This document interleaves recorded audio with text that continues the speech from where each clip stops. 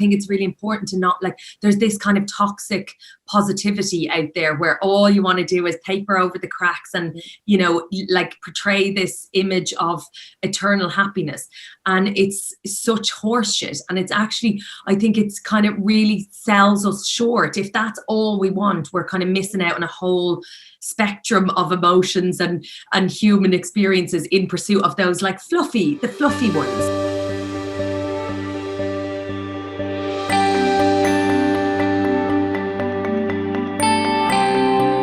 Just as everybody's coming in, and we're just going to do a quick little intro, and then I'll introduce you to Angela. And we want all our time with Angela, so you don't want to be listening to me too much. Most of you know I'm Sinead Crowley, one of the AwakenHub co-founders. The rest of our motley crew will make themselves known to you there in the chat. Mary McKenna, Claire McGee, Denise McQuaid, and Mary Carty.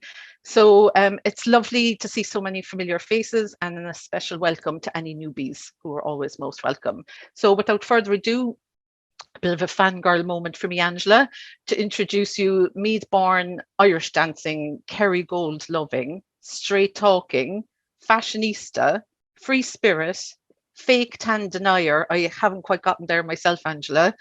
Now an open book, a female founder, and all-around super talent. We all know you for your epic broadcasting career and Thanks a Million podcast. You also launched your own jewellery line called frkl last year, which we'll come back to later on. And as you know, last week Angela published her first book, Joyrider, a magnificent insight into how she has woven joy and gratitude into the fabric of her daily existence by cherry-picking the bits that feel closest to her heart and mind. After a hectic few days with the AwakenHub in Dublin, I came home on Saturday evening to my first read of Joyrider. I was kind of mainlining it, in truth, Angela, because I was listening to it on Audible and reading it at the same time. Yes, that's hardcore. So much of what you wrote resonated with me, and I heard it like at a cellular level, and I'll be going back in for a second read for that bit of osmosis to happen. So welcome, Angela. We're delighted to have you with us. Well, I am delighted to be here. Thanks for having me. Yeah. So I have a million questions, so we'll get started, shall we? Okay. Go for it. Okay. So there are times when we can just kind of drift through life, and you describe it as a disconnect between your external and internal self, and the need to remember who you were before you started pretending to be somebody else. Is this what motivated you to write Finding Joy? I think so. I mean, there was loads of different reasons that I wanted to write it. First and foremost, I love writing, and I did it a lot when I was much younger, and then I kind of stopped, and a lot of my work became about things that I could do, you know, right now, like just more, like I say, job focused. Writing felt like very much a sideline for me, a kind of passion for me, and I just didn't have time for any of that. That was a hobby, and I didn't have time for any of that. And so even starting to write it, I kind of wrote it with no expectation of where it was going, of what it might lead to. And I think that was kind of in itself a massive lesson for me, and a big thing that I kind of have been trying on, I suppose, because so much of what I did was like productivity focused, and if it wasn't adding to the big picture, it wasn't worth doing. And I mean, I remember I started going, I'm going in deep quick, sorry. I started going to a therapist after having my first daughter around 4 years ago. And I remember sitting there, and thankfully it's not a feeling that I have a lot of these days, but this like sense of overwhelm, and I could feel it. It was very physical, and it was fairly constant actually, and I didn't label it really as anxiety because it was so ever present that I just assumed that was how I was. And I remember her asking me, like, what do you have, you know, do you have a diary? I was kind of saying, like, everything, I've sacrificed everything. I miss weddings, I forget about birthdays, I kind of have dinner plans, but they're not in the diary, so that if work comes in, it's just replaced, and that's tough shit. And it was kind of, she was like, do you have a diary for your personal life? And I was like, no. And it was this very, you know, it was quite shocking at the time to her, even though she's supposed to have a poker face, but I could tell there was a kind of, oh, okay. And so, sorry, slightly off topic, but it was everything that I did was work. It needed to be productive, and it needed to be like a thing, I suppose. And whereas the writing was free from all of that expectation, until last week. Yeah. So I wrote it because gratitude was the subject of my podcast. Again, it was a podcast I launched because gratitude as a practice was something that I kept coming back to, that really worked. But then I would fall off the wagon again and go, oh yeah, look for something shinier. And I thought, you know what, maybe if I launch something work related in this space, it will force me to practice what I preach. And so I launched Thanks a Million, and then had to kind of show up all the time and consistently do that. And so the book was kind of born out of wanting to share that, and how transformative, I suppose, that has been for me. Even though it feels light and fluffy, it's actually massively changed my life. And well, I think that's the beauty of the way in which that you've written the book, is because it does feel like appealing. Do you know what I mean? You can relate to it. And two, it doesn't feel like overwhelming in terms of like the amount of stuff that you kind of have to do. And like the fact that it's serious, but it's not being taken too seriously. Do you know what I mean? So you can apply the bits of it to your life in little steps that'll help you get from a place maybe where you're a little bit stuck to a place where you feel slightly less stuck, and then slightly less stuck, and on you go. Yeah, and that's exactly it. And I like that because I remember interviewing Aisling B for my podcast, and she speaks really openly. Like, there's a lot in it about loneliness, which is slightly off topic, but I texted her recently, and she had just brought out, I think Home Alone 3 had come out now, and she had been on my chat show, and I texted her when she was leaving that she was going to do all the promo for the film, and I said, best of luck. I hope it's a raging, roaring, massive success. And she said, do you know what? If it's just grand, I'm okay with that. And I thought, oh, wow, maybe like these wild expectations that we all place on ourselves are so, they're so overwhelming and so debilitating a lot of the time, because it's like, where do I start? And so I think that was just kind of reinforcing. For me, I think the shows that I do, they are accessible. And sometimes I'm like, oh my God, I'm raging. I'm so accessible. I mean, there are times in your life when that can be a good thing, right? And then there's other times when those boundaries have to be does that make you really like normal? I wish I was a bookish kind of Cambridge type, but I'm not. And so I thought, actually, like, wellness, and that's obviously a catch-all for so much, but it can feel really exclusive and really jargon heavy, and like a kind of club that you need to, toned abs and leggings that frankly give me camel toe no matter what kind I try. I was like, what can my dad do in the wellness space? What can, like, people who watch my shows who are like, not necessarily reading Goop or not going to relate to that.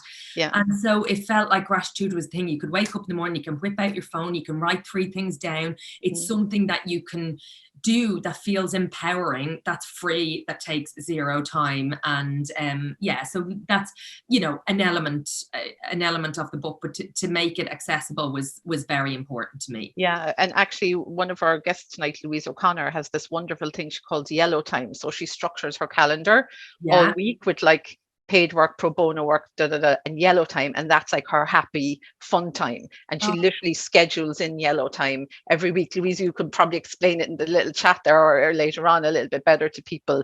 And a few of us have kind of adopted that because we love it. And it's about making that little bit of time for yourself, which women, I think, especially are kind of rubbish at doing. So, I often, one of my little sayings is like, be more Dolly, as in Dolly Parton, about just being a good egg, basically. And also lean out. Like, I was over the lean in thing years ago. The girls all know that. I'm just well over that whole lean all into everything. Just lean the out and just dip your toe into the stuff that's just really lie important. down is my one. well my one is, Angela, that I lean out so far sometimes that my feet can be flat on the ground and my head is touching the ground behind me. So try that, because my ankles will flex all the way back to allow me to lean all the way back out behind me. But You have a wonderful way of looking at things, and which of course is helped by being Irish, and we're not a little bit biased about that. And you talk about spuds a lot, right? Again, no surprise, being Irish. You said this. It's not a lot. I would like. It is in your podcast. I listen to them. There's Kerry Gold and butter comes up quite regularly. Yeah, Yeah. There is a bit. I don't have it on me. I should have like. Oh well, let me just read a bit. There's yeah, about I can't remember what it was, and I was freestyling, but it was like about potatoes, and it was about I mean, it was a self-love. Yeah, it's like accept yourself, warts and all, kind like of a scenario. Your wiry little bits and your holes and the hairs that come out and all of those things, and it was like you're fabulous. You're a potato. You're lovely, especially with butter, and it feels quite niche, but I do think it's a massive amount of the book is around self-love, and like even your reference to leaning out. I think that is the permission to give yourself a break and a rest is born out of self-love. And I think there's so much chat around self-care, and it's dressed in it's a petal bath and it's a beautiful Instagram post, and actually we can do those and they look nice, but we can also be berating ourselves at the same time as we're posting that kind of nonsense. Yeah.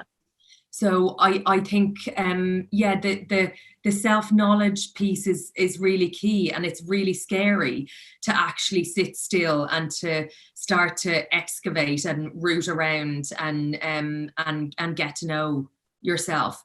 And I hated it initially, and then I kind of, I did lean into it because I take things very seriously. And so I was like, oh shit, I need fixing. So I'm going to like go all in, mainlining all of the therapies and all of the stuff. And yeah, so I think rest was something that I was allergic to for a really long time. And I think it was because I didn't feel like I deserved it. And I think society kind of creates this sense of scarcity, and particularly with women, that like, if you get an opportunity, you better make the best of it, and you better keep going, you better do it for all of us, and you open the door, and there's so much pressure. And I actually think that like in attempting to sit at the table, in attempting to like take our rightful place, we try to turn ourselves into what's already there, which is like a very masculine energy, I suppose. And like the idea of waiting, and I'm not saying and I say this, it's not about sitting at home in your knickers eating crisps and waiting for the BAFTA to arrive. But it's like actually knowing that you can be magnetic, and that there's power in allowing things to come, and in trusting that they will come. And there's power in respecting yourself enough to not run yourself into the ground in pursuit of whatever you think success is, because when you get there, it will feel like nothing. Yes, Susan is shaking her head ferociously. No, I think a lot of us we can manage the like academics of finding joy quite easily, and we can almost overeducate ourselves on some of the stuff. Like I'm like you, I've all the books, girl. I mean, some of them twice, just in case I didn't get it right in the first version, and it's about I suppose moving from the idea of knowing what joy is to feeling what joy is, to being it becoming you in some way. And you talk about it as like a feeling that's in your bones, and wanting sometimes what's right in front of you, but you just can't see it. So I have a friend, Alan, and he calls it my givey outy head. When I'm in that mindset, he's like, would you get rid of your givey outy head? So I suppose this is one of, I think, the key things that you have in your book. It's about it's about that transition from understanding something to just be kind of taking up residence, I suppose, within you. Totally, because I think we're all, as you say, really good. We can intellectualize it, we understand it, and there's a real difference between understanding it and actually living it. And that's the hard part. I think you can read all the books, you can know all the theory, you can articulate it, but actually it's how you apply that every day. And that's the really like hard, boring part. It's easy to eat a book and share it with people over a dinner table as if you know what you're talking about, and I'm great at that. And then it's the practice of doing it every single day. And I mean, not every single day, because that level of expectation is probably unhealthy as well. And I think I went into it again with this mindset of being fixed. And I think that's what we have to drop. The kind of pursuit of consuming all the stuff so that we can get to this place eventually where we'll be grand. And actually, I just don't think that's the gig anymore. And I don't think I will be fixed, and I don't think any of us will, and maybe that would be quite boring. But for me, it's about like a connection, and the connection that can be kind of, I think I was always searching for it and like yearning to connect with people, but also keeping that sort of at arm's length, you know. It was like, actually, I really wanted to be happy, but I don't think on a deep level I felt like I deserved that. So there was always a bit of self-sabotage at play. I was always kind of looking to the next thing, undervaluing what I had in my hand, you know. And so I think sometimes in order to recognize those missed opportunities, you have to really sit with like some shitty, heavy emotions, you know. And like, and I wouldn't like, I speak about it kind of in the book, but I mean, let's say when my daughter was born, I rushed back to work. My first daughter, she's 4, just gone. And it's only now that I've kind of gone, oh my God, in order to get in touch with wanting to be at home with my second daughter, I've been like, oh my God, the guilt at staying at home the second time around, at the bitter sweetness at being able to sit and enjoy some of those moments that I was too terrified to enjoy. That's the kind of has been a real learning for me, is that in order to really live and feel that joy, you sometimes have to recognize where you didn't allow it in, or you have to recognize that it is impermanent and that it may be gone in a second. And that was always the really frightening thing for me. And where it came from, I don't know, but this kind of sense of, oh my God, I love that person. Fuck, what if they die? Immediate. Like an immediate switch out. And I think that kind of the vulnerability that comes with connection is what we're all like yearning for, but so afraid to really lean into, you know. I mean, I'm walking around the houses, so I don't know what your question was, or if That's all right. You can just keep talking around. I suppose it brings us on. Session. I know, yeah, exactly. Just lie down there for a while. I mean, we kind of see ourselves as a community of rebels, right? Shifting the goalposts for women. Yeah. And you speak about like reaching for joy in a world determined to make you live in fear. Yes. Which is an act of anarchy.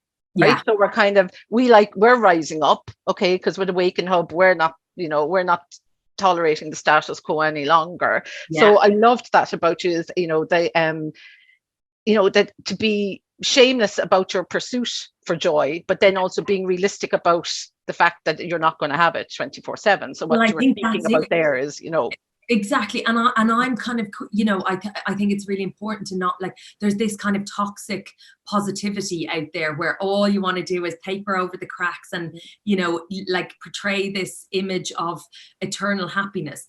And it's such horseshit. And it's actually, I think it's kind of really sells us short. If that's all we want, we're kind of missing out on a whole spectrum of emotions and human experiences in pursuit of those the fluffy ones. Yeah. So I think, but equally, sometimes there's value placed, even artistically, and this is quite an Irish thing, is he's miserable, he's a tortured soul and he's miserable, as if the only good things can come out of misery. Yeah. Yeah. Hard work and torture and all of those things. And I actually think that we have the capacity to create just as much, if not more, from a place of joy, from a place of feeling full and abundant, rather than always this kind of fear that we have to keep running on this treadmill. So that I do think it feels rebellious to strive for joy. And I also feel like joy is not just I talk about the nervous system. And like, you know, there's lots of buzz around like self-regulation and all that kind of stuff. But actually, joy as an emotion is as hard and as overwhelming to process for a kid and for us as you know, sadness or guilt or anger. And so a lot of us were never really taught to fully feel that feeling. So we're like, oh my God, this is a really happy event. I feel afraid and I don't know why I feel afraid. I should be, you know, reveling in this, but I'm afraid. This feels dangerous, you know. And the idea of acknowledging joy also is like, maybe someone will take it away from me, maybe they'll hate me because I look smug, maybe I look like I have too much, or I'm greedy, or I'm whatever else. There's my daughter. Hi Ruth. Sorry, That's okay. I'm on a work call. Okay. Hello. Hi darling. This is Ruby. Yeah. Good girl. We'll talk about your class after, okay? Will you close the door? Thanks, babe. So yeah, I think joy is a brave thing to strive for, because it is fleeting, and to feel that and know that it will disappear. Yeah. You know, yeah. So it's kind of trying to find a balance, really, isn't it? Where you have the highs and lows, but for the most part, you're kind of tipping away nicely in a kind of relatively happy place. Yeah, but to not be afraid of those. Yeah. So I'm going to try and cover 2 more questions before we go into our breakout room. Try and talk less. Yeah, no, you need to keep talking. So I suppose touching on the imposter syndrome, which many of us wear like a mantle around our necks, right? Yeah. Fake till you make a thing, which is a legitimate place to get you started. But you add in backing ourselves by unlearning the BS, self-dialogue we have picked up along the way, and about the need not to be fully formed to accept room for improvement. I think that will really appeal to some of the women in our community. If you could just talk about that for a minute, about knowing your limitations and knowing when to ask for help and that kind of thing. Oh God, yeah, this is a tricky one. It's the hardest thing for me to do, actually. And I think that asking for help is an admission that you're not like a sole operator and you're dependent on people and they could leave you. So that's, again, a scary thing to admit. But for me, and I kind of touched on it at the beginning, is that idea that you know, we need to be like perfect in order to go out into the world. And I do think there's a particular pressure on women to appear like they've got it all together. And I say, you know, only half jokingly, that women, you know, and there's loads of studies done on this, that women consistently undervalue, underrate, undersell themselves, and men consistently overvalue what they bring to the table and underestimate their weaknesses. And so I think a lot of the time, and I don't know, I grew up in a house of 4 girls. I wasn't acutely aware of the differences from being a kid. I didn't know boys were allowed to do that and girls weren't allowed to do that. So I think I presented quite masculine in my you know, self-assuredness. And I did have that sense of, I can do that and I'll figure it out later. And I'm a big proponent of that. I think you should be allowed to learn on the job. You should be allowed to fall flat on your face.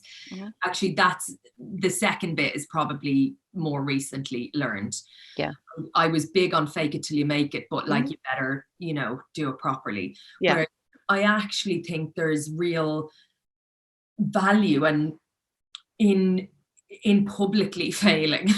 I hope it doesn't happen to me too often, but like in actually allowing people to share those failures with you, or those stumbles or those difficulties. And so to kind of suggest that there is none of those is really disheartening, and it's really dishonest, actually. It does a disservice to people, doesn't it? It's not the picture. It's a kind of, you know, it's the Instagram version. And I think we all need to maybe be more like, you know, the idea that male entrepreneurs, if we want to talk in that space, you know, wear their failures as a badge of honor. It's their like free MBA. They're ready to go now that they've had a failure. Whereas I think, you know, women feel, oh my God, I got my chance and I fucked it up and I'm never going to be allowed at the table again. And there's this fear. So you kind of shamefully swallow any of the mistakes you make in case they won't let you back in the room. And that's kind of, you know, as a result, none of us can learn from those mistakes or failures. And like on a personal level, it kind of, you know, gets shoved down as this shameful little secret that's, you know, not really healthy for anyone, I think. Angela, we're going to kind of change tack slightly now and focus a little bit more on your new founder journey with frkl, which you launched last year, an amazing customizable jewelry brand. And as you say yourself, a two-fingered salute to everyone who ever told us we're less than perfect. It's like, you know, I'm going to go on and ask you why you set it up, but it's almost like that's the exact reason right there. So shifting gears a little bit, what pushed you out of your comfort zone and into founder life, and why frkl? I think we kind of have touched on it around the book, but this kind of realization that and this is, you know, quite candid, but I would look around and think, oh my God, they did that. I can't believe they did that. I would look around and think, oh, you could fucking do that. And actually it was like a real heavy sense of judgment around other people trying things was essentially what was happening. And I thought, oh, wait, hang on. What I'm doing is I'm too afraid to start a thing. I'm too afraid to give it a go. So it's easier to kind of sit on the sidelines and look at others. And I studied business before I got into telly. The only thing I wanted to do was build an empire. As a 5-year-old. And so I had this I've always loved, you know, that side of things. I set up a market stall in Powers Court in Dublin, selling handbags and selling jewellery when I got out of college. And so there's always been a want to do that. And even in my, you know, in telly, I've been producing and I was always pitching. So there was always that kind of, I suppose, that spirit there and that like hustle, although that's a murky word these days. But yeah, and then frkl was kind of born out of, again, I'm like, love jewellery, absolutely love jewellery, and love it mostly because I'm obviously into clothes. I say obviously, and then I need to check myself and go, it might not be obvious I'm wearing pajamas. But there's something about jewellery that is, you know, you need to wear clothes, don't you? Whatever choice you make around your style, they're necessary.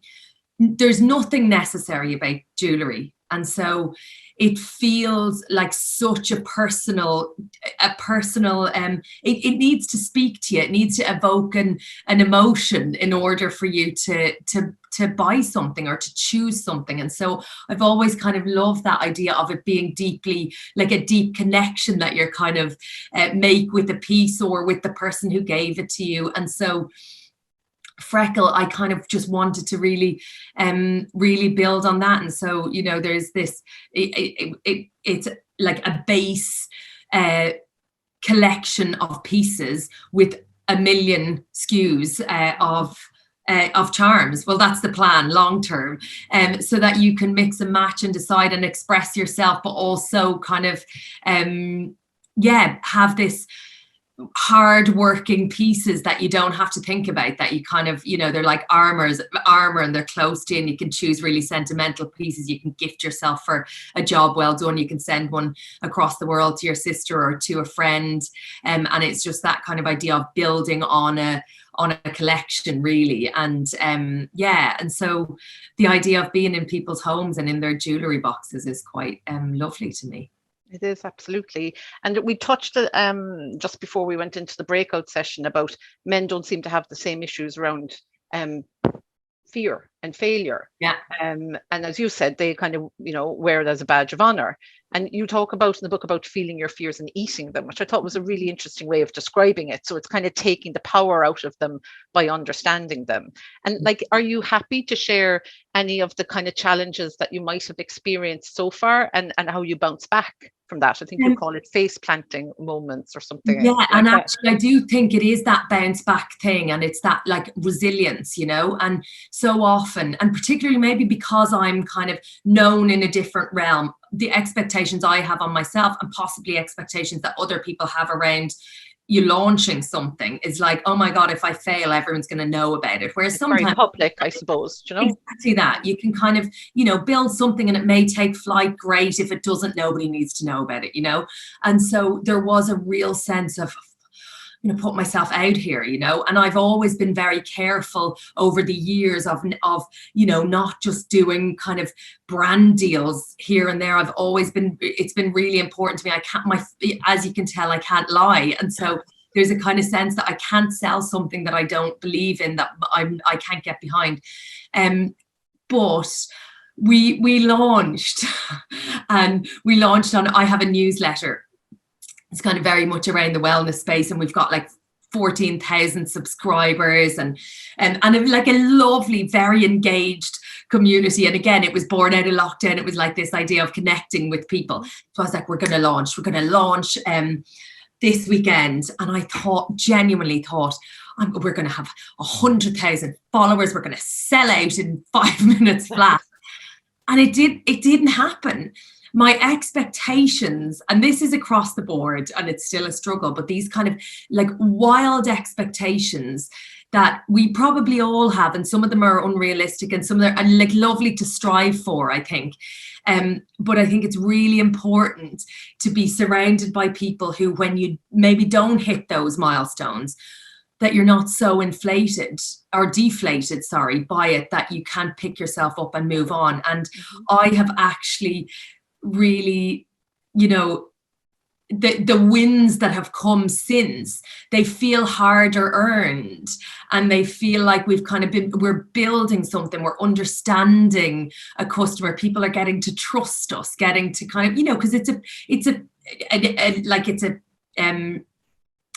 investment, isn't it? So yeah, I think I'm able to enjoy the knocks a bit and feel like, okay, you know what, it's not going to be easy, and actually there's a reward for overcoming those hurdles, rather than just feeling like you're getting the shit kicked out of you. Yeah, and I think you saying that to the women that we have here tonight is like, I mean, way more important and impactful than you might actually realize. You're just telling us how you feel, but pretty much probably every woman on the call has had these experiences, Angela, and to know that someone is as cool as you, and who has maybe more contacts and has links, and maybe had a initially, I'm assuming here now because I don't know, so you can, a slightly easier start, right? You still have to do the hard work. You still have to develop the thick skin. You still have to know who your customer base is. You still have to build a brand, and it doesn't come easy. Like, we've Damien Kennedy on the call tonight, who we've all known for years, and Damien's one of my favorite people for making it look like he's an overnight success. He'll kill me now because I'm just outing him. Like, but there's no such thing. Do you know what I mean? It takes years to get that story down as that kind of overnight success, and everybody else here can totally relate to that. So it makes us feel like we're all in it together, to know that whether you're a famous person or somebody, in the remotes of the west of Ireland trying to build your business, those challenges are all the same. And that's that's why AwakenHub exists. But 100%. But also, I think, I had become I was quite spoiled, because in my like telly career, I sit in a room with people and they're like, what about this? And what about that? And obviously I still have to pitch things, but when I come to get, somebody is there, taking notes and then sending an email of what's going to happen, and somebody's telling you where to go and when to arrive. And suddenly I was that person taking notes and going, this is what we discussed, and send me those products. And I'm in all of the detail, sometimes a bit too much for Damien. And actually that was another thing. Was kind of learning at a point. So get stuck into all of it, because I think it is really important. And even if you're flailing and you're flapping about and you don't have the language and you feel very, out of your depth, I think ask the questions, and don't be afraid to sound like a fool. Some of these acronyms that are thrown around that are absolutely, if you're in the world, you know what they're about. And I was like, what? Sorry, what? I don't know what you're talking about. It's like you're speaking a different language. And I think it's important to be able to go, to me, the most powerful thing is have a conversation in like layman's terms that anyone can understand. And so it's asking those questions and not being afraid of not knowing everything. And then also, and this is a big one for me, is relinquishing a bit of control and realizing you can't do everything. You can't micromanage everything. Not everything is going to be perfect, and that's fine. It's about building. It's about like holding, an idea in your mind, and like if you're, slightly stumbling towards it in places, that's okay. It might not look that cute, but it's okay. Absolutely. And I think, speaking about that whole thing of not knowing something, and, we were chatting about this the other day. I mean, it does not make you stupid to not know something, but not finding out the answer might well put you on that spectrum. Do you know what I mean? So it's like, it's okay to not know, but make it your business to find the answer, or to find somebody who knows the answer, because what you can't afford to do is have like gaping holes in terms of where you're going, and where you're at. And I think that's what this is about, and I see it with my husband, who has like a crew of friends and peers who he can ring up and go, what do you think about this? And I think sometimes we're afraid to open up about what we don't know. We're afraid to share that it doesn't look as perfect as it is on Instagram. You're afraid to share those failures and those kind of gaps and the vulnerabilities, even. Exactly that. And I think it's really important for us to do that, and to allow each other to do it, and to go, oh, heads up, I've heard this, to like share information. And have you heard, I've applied for this grant, I think you might be eligible for it, to kind of open it up, so that not only so you feel like you're held, and you can pick up people, because it can be really lonely, I think, is the truth of it, and depends on what the business is. But like ultimately, when you're building something, there's a lot on your shoulders, a lot of decisions to make. There's a lot, it can feel quite isolating. And I suppose you're speaking your language, I think, is important. Yeah and if you don't have a team around you, then find your tribe. Do you know what I mean? Like, surround yourself with people. So, like a lot of the women in our community are at concept stage, or it's a side hustle now, and they're holding down a full-time job or whatever. So they don't have a team, but you know what I mean? Just find your tribe though, and they will guide you, as Mary McKenna would say, leap and a net will form. Do you know what I mean? Like, but build that community piece, which is what we're trying to do, so that you feel like you have a safe place when you feel vulnerable or you don't know the answer to something. And ask for help, which again goes back to the book. Ask for help. Don't be afraid. It's not a weakness. It's not a shortcoming. I think, it's ask the questions, ask for help. You don't need to know everything. It might sometimes feel like you need to know everything, but like, how does Canva work? Not sure. It's like, actually you can, should we be on TikTok? Don't know. It's okay to feel like an absolute granny, and then like ask somebody who's not to help you, And it's funny, I remember I was just recounting the story. I was on the One Show for ages, and I remember, I don't know why I'm whispering, I still feel like they listen to me. I came off the show, and I won't go into who it was or what it was, but I remember there's like, it's quite scripted, which is not really my bag. And I asked a question. We came off the back of a VT, which are varied, and it was something about injuries. And it was a Strictly dancer sitting on the sofa, and I said, have, like, a natural question, have you ever had an injury? And she said, no, actually.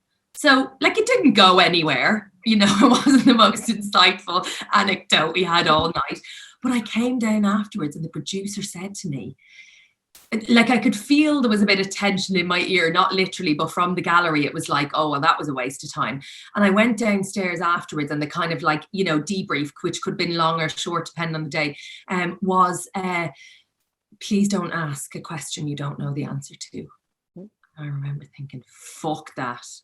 It was like, sorry, what isn't the whole point of asking a question because you don't know the answer? And obviously in telly it's a little bit different, but I just was like, no, oh my God, you don't, like, curiosity and the ability to be able to ask those questions and see what comes out. And you know, ask a foolish question if that's what it's perceived to be.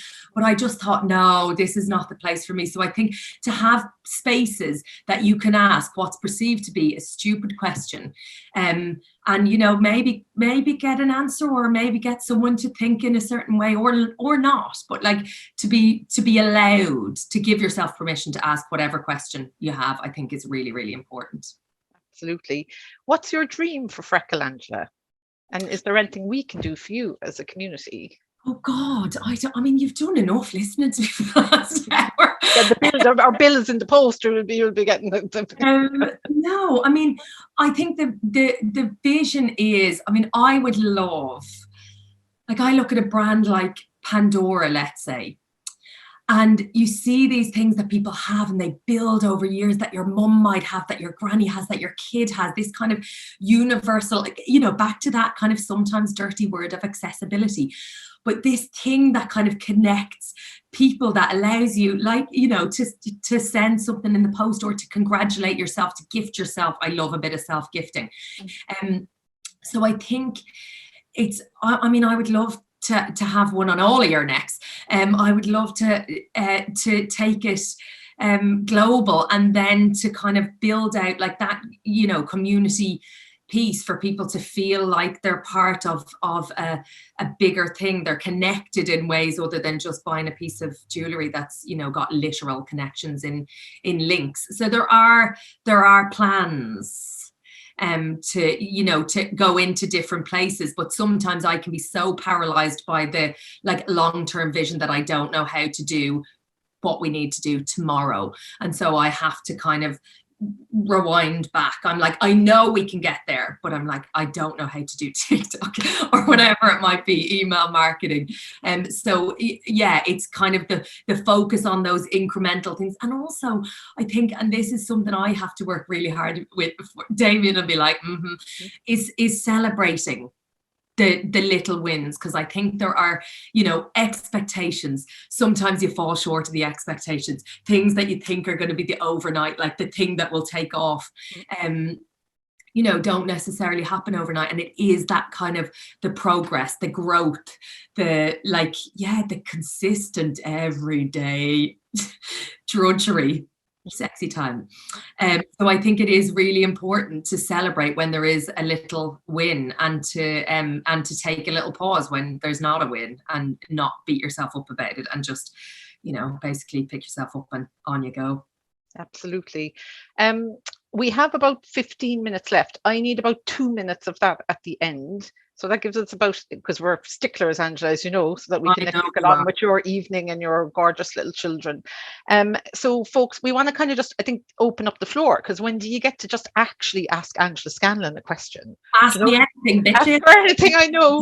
So Janine, I can see you with your hand up. So I suppose we'll try and keep them brief so that we can squeeze in as many as we can. Very quickly, Sinead, just before I forget, because I will, we have a little discount code, which this may be in your wrapper upper, but like, we have it, and it's in the chat already. Oh, it is great. Yeah, okay. Yeah. 24% for 24 hours. Use Awaken as the code. So, like, yeah. So, thank you, Janine. Well, Angela, I've loved the chat this evening, and I've already tweeted about frkl on and I hope it goes well, because it's absolutely gorgeous. But I'm a part of AwakenHub quite recently, and I joined the Empower Her group when I relocated back to Ireland.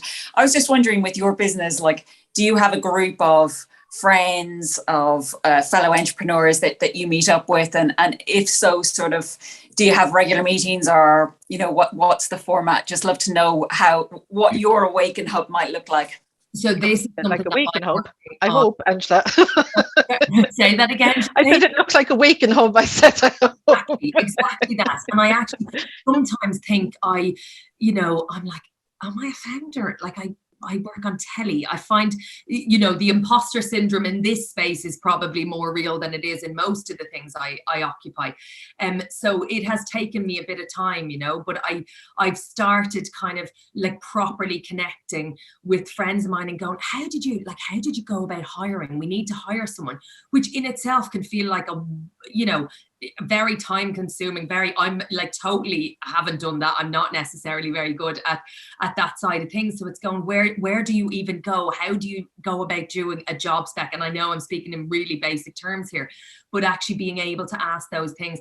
I think the formality of having like a monthly meetup would be, you know, the dream. But I guess that's what, you know, AwakenHub do, is kind of giving you that space where you can dip in and out. But like, yeah, WhatsApp groups really, you know, or just one-to-one where you're like, help, can you connect me with this person? I think some people are, and again, I keep going to male, female, maybe it's not that, but I do think it's like, I know I saw you with such and such, could you introduce me to that person?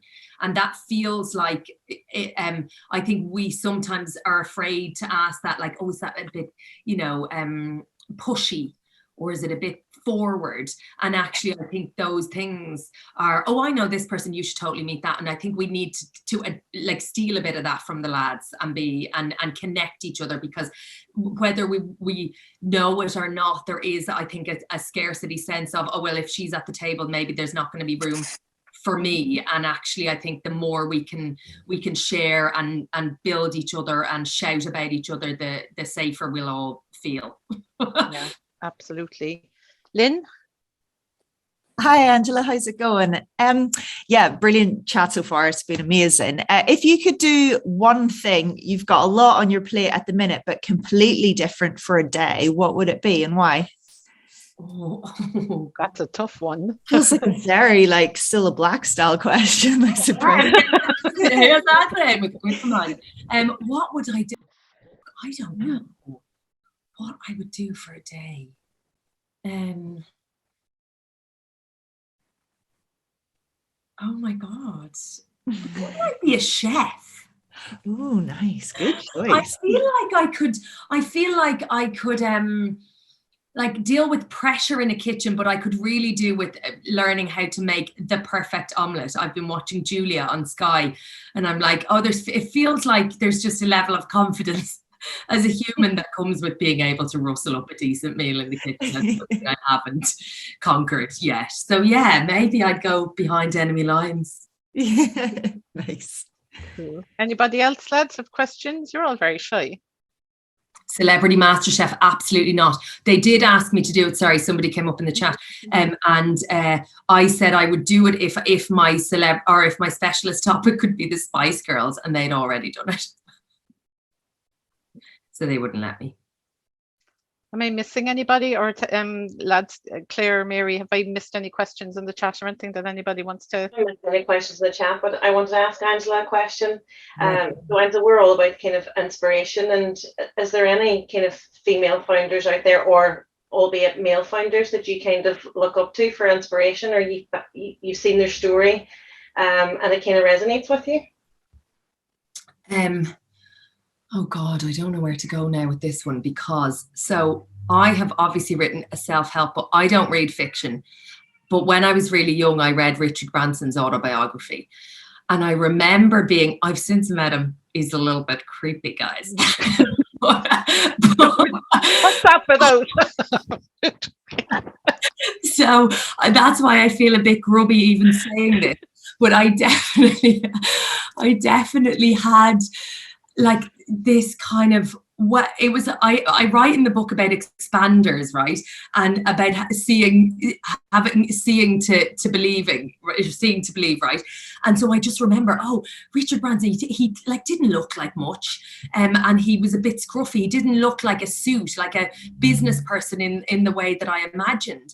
And he kind of threw his hat at different things, and that to me was always very exciting as a kind of prospect. So yeah, Richard Branson until I met him. And then, and this is a slightly more maybe it's a fictional character that inspired me more as a kid, but I was like, I definitely want to do that. And it was Diane Keaton in Baby Boom. And obviously this was like height of the 80s. She, for anyone who hasn't seen this, a very good film, set up an apple puree business. She was like a high-powered exec in a suit. She got pregnant and like couldn't figure out how to do childcare. it hasn't changed that much since then, unfortunately. But she, yeah, I remember thinking, oh, that is badass. And she was like making the apple puree and then built it. Like, I remember just seeing all of the labels for the bottles and this big old country house. And so anyway, yeah, Diane Keaton was a bit of an inspiration as well.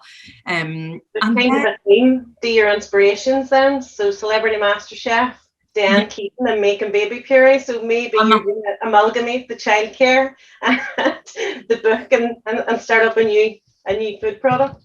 Yeah, I'm highbrow, aren't I? Yeah, and more recently I follow a girl called Michelle Kennedy who set up a company called Peanut, and it's like a social media company that connects new mothers in areas, which I think is genius. But sometimes that like very tech heavy stuff just doesn't really I can't feel it, you know, so that's a little bit harder to relate to in terms of what we're building sometimes. Before I go to Mary McKenna there, I wanted to share with them, the girls, a quote that you have about the being an expander, because I love it. Like, your turn of phrase is beautiful, Angela. It's about being curious and open to envy as breadcrumbs of desire to help reach our potential. Yeah. So how fabulous is that, lad? So you make envy your friend, and you turn from a feeling of scarcity into an abundance mindset. And I absolutely love that. Instead of envy being this like kind of constricting feeling, you're like, oh, okay, what does that person have that I know that I could do? It's kind of leads you to what you want to do. And sometimes there's a lot of fixation around purpose and clarity, and you need all of these things, and that can feel, you know, a little paralyzing, I think. But if you can look towards people and go, oh, I really want that, and I feel a bit, you know, maybe triggered by that, you can kind of dig into it and see what it is. Is it the freedom that comes with that, or is it the, you know, the joy maybe that they have in their job, you know? And I think sometimes social media gets a really, really hard rap. I have a secret special account that is solely for my expanders, so that I don't have to drown myself in, you know, all of the other, you know, bikini holiday shots, but I can follow people that I think, oh, that like drives me on or inspires me or makes me realize I could do that. And I think, you know, it's interesting. I was in the playground yesterday with my daughter, and there was a little guy. They were on the zip line. Her and her friend had gone, like, sat on the zip wire and gone across. And then this little lad came up, smaller than her, same age, 4, came up, stood on the zip wire, and he looked like, you know, there was people around going, that looks a bit risky. Flew off, loved it, bouncing all the way. Spidey was his, like, you know, inspiration. Ruby, straight up, I want to do it that way. I was like, are you sure you can do it that way? She did it. The rest of them followed. And I was like, 6-minute mile. And I think that's what the expander thing is. You see somebody who has achieved it. It's not impossible anymore. They've blown the doors open. You're like, we can all do this. And I think so often, particularly for women, you're told to stick in your little box, do that. That's what you are. And I just think it's so, you know, we've got one life. So, like, go down in a blaze of glory is what I say. Fantastic. I'm going to take 2 more questions. So Mary McKenna and then Mary Carthy, and then I have a few little bits to share with you guys. We will be finished though pretty much on time. So Mary. Mary Carty's before me, actually. Oh, sorry. Yeah, go Mary. Angela, you spoke about writing and that you love to write, and by writing this book, it took some pressure off yourself. We know we have a lot of very creative people in the house tonight, so for anybody else who has creative pursuits, what would you say for them to get started again, to bring this back into their lives? I think it's literally that, get started. We've so often put things off. It's on the arse end of a to-do list that's, you know, not prioritized. And much like the idea of the yellow wheel, it's actually prioritizing those things that feed you. I think we so often believe that the work achievements, those big milestones professionally, will fill us up. And I think when we're personally fulfilled, that's gravy. And actually, in a way, that like air of desperation that sometimes comes when you're really pushing for something to work kind of vanishes, because you're like, actually, you know, I'm quite happy. I like doing my work, and I hope that it builds to something. But I think it's quite it's clever to prioritize the personal things from a business perspective, because I actually think it allows for things to flow much more easily to you without getting too fairy, if that makes sense. But you feel full, and then everything else just flows. Cool. Mary Mac. Thanks, Angela. That's been fantastic. And I'm going to turn the tables around a little bit and just ask you, we're all here this evening. Is there anything at all that we can do for you? Oh, God. No, genuinely, buy my book. No, I mean, I think like inviting me here to be part of this, and to sit amongst people who are building and have built amazing businesses, and to allow me to feel like I can lean is enough, really. And I would love to, be part of whatever you're doing, moving forward. And if I can help, like I said, I think so often I was like looking out my side eye going, somebody's coming up, or I'm trying to chase somebody down, and that kind of competitive sense that there's only room for one. And I really do believe that that we'll all be better if we can kind of champion each other. So that just like help me. You're welcome back anytime. I'll pass over to Sinead. Yeah, absolutely, Angela. We couldn't be more chuffed at the thought of you being part of our journey with us. So, thank you for that. And thanks for everything you guys are doing. And again, for making it accessible. I think sometimes it's like the ability, and I do a lot of cacao ceremonies, right? Mm-hmm. And I think the testament to people feeling safe is the amount of cameras that are on in this in this setting, because people feel like properly seen and happy to be seen. And I think that in itself is wildly powerful, actually. Thank you for that. So before I say a proper thank you to you, Angela, I'm just going to wrap up with a couple of little bits. You've already touched on it, but I hope you're not mortified by saying that, if you have read, or if you're going to buy the book, and going to read it, please leave a review, because we have to support our own, right? We walk the walk here at AwakenHub, and we all know the importance of data analytics. We've covered this stuff in events and everything. So do, lads, go online and leave a rave review for Angela, because the book is truly gorgeous. We have the discount, which I think lasts for 24 hours, you said, Angela, until 6 o'clock tomorrow, 24%. Yeah. Using Awaken. And so if you had a good week, or if you had a bad week, then what more reason to buy yourself a little bit of frkl fusion to kind of become part of your soul. So our next event is our All Island Accelerator She Generate showcase from cohort 1. And also we'll be announcing that night news about version 2.0 on the 14th of June, same time, same back channel. All the event details are on awakenhub.com.